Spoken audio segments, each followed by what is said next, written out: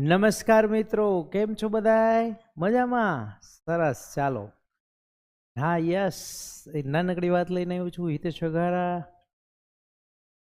સરસ મજાની વાત છો. અરુણા સિંહ ઘણું બધું શીખડાવી જશે આપણને બધાને. આમ તો સ્ટોરી તો ખબર જ છે કે ટ્રેનમાંથી ફેંકી દેવામાં આવે, બીજી ટ્રેનમાં એનો પગ કપાઈ જાય, ડૉક્ટર એવું કહે છે કે હવે કાંઈ નહીં કરી શકે. હોસ્પિટલના બેડ ઉપર આ છોકરી એવું વિચારે કે મારે ઇમ્પોસિબલ છે ને એને પોસિબલ બનાવવું છે. ઇમ્પોસિબલ શું છે? તો કે એવરેસ્ટ શિખર ઉપર ચડવું ઇમ્પોસિબલ. વિચારે છે મારે એવરેસ્ટ શિખર સર કરવું છે. તરત જ સર્ચ કરવા માંડે છે એના માટે કોને કોન્ટેક કરવું. બચેન્દ્રી પાલનો કોન્ટેક કરે છે. હોસ્પિટલમાંથી રજા દે ને સીધું બચેન્દ્રી પાલને મળવા જાય છે. ઘરે જ જાદ્યો મિત્રો, બચેન્દ્રી પાલને મળવા જાય છે.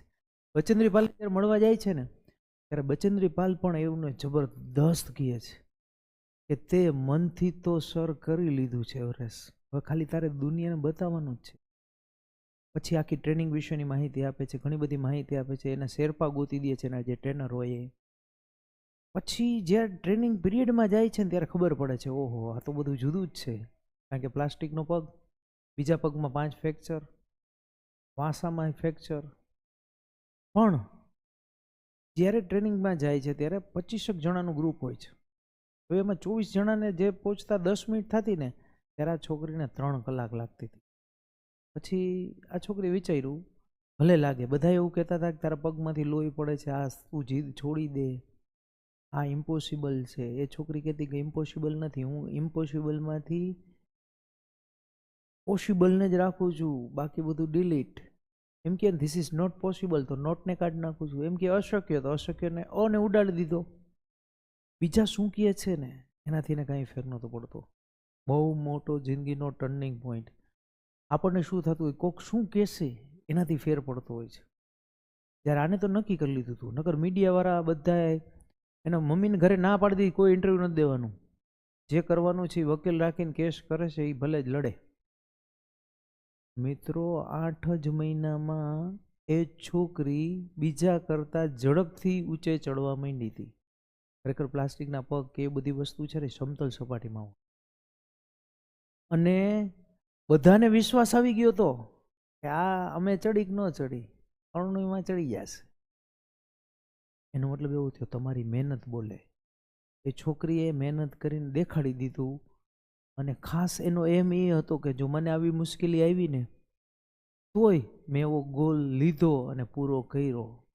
જ્યારે છેલ્લે એન્ડ સમયે હોય છે ને ત્યાંથી 1.5 કલાક જેટલું અંતર કાપવાનું હોય છે ઉપર, ત્યારે ત્યાંનો ઓક્સિજન બાટલો પૂરો થઈ જાય છે. ત્યારે એના શેરપા એવું કહે છે કે જીવ હશે ને તો પાછા આવશે, આ તારો રેકોર્ડ જ થશે, વર્લ્ડ રેકોર્ડ જ. અહીંયા સુધી કોઈ અપંગ વ્યક્તિ અહીંયા પહોંચ્યું નથી.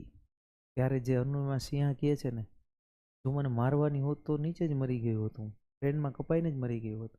મને બચાવી છે તો હું કંઈક આવું કરવા માટે જ ભગવાને મને બચાવી છે. એનો મતલબ ભગવાનને ફરિયાદ નહીં, ભગવાન ઉપરનો વિશ્વાસ. બહુ અગત્યની વાત છે મિત્રો. આપણે ઘણી બધી વખત ભગવાનને ફરિયાદ કરતા હોય છે કે આમ કેમ કર્યું, આમ કેમ કર્યું. એ છોકરીએ ફરિયાદ એક પણ નથી કરી. ભગવાન મને તું એ લક્ષ્ય સુધી પહોંચાડજે. એટલે ભગવાન ઉપરનો વિશ્વાસ છે ને એ બહુ મોટી જીત છે. પછી 1.5 કલાક જે જવાનું હોય, રાત્રે જતા હોય ત્યારે જ્યાં બેટરી કરે ને ત્યાં લાશ દેખાય. છતાં એ છોકરી એવરેસ્ટ શિખર સર કરે છે. એવું કહે છે કે વિકલાંગતા શરીરની હોય ને તો ચાલે, મનની વિકલાંગતા ન ચાલે. દુનિયામાં મનથી વિકલાંગ હોય ને એવા ઘણા બધા વ્યક્તિ છે. તમે નથી, પણ આપણે નબળા વિચાર આવે ને ત્યારે વિકલાંગ કહેવાય. તો સારું વિચારવું ગાંધીજીના 3 બંદર જેવું. એમ કહેતા એનાથી ઉલટું આપણે વિચારીએ, સારું વિચારવું, સારું જોવું, સારું સાંભળવું, સારું બોલવું, સારું વાંચવું. એમ કહેતા હતા કે આવું ન જોવું. આપણે એનાથી ઉલટું કહીએ, સારું જોવું, સારું સાંભળવું, સારું વાંચવું, તો ચોક્કસપણે જીવનમાં આપણને સફળતા મળે.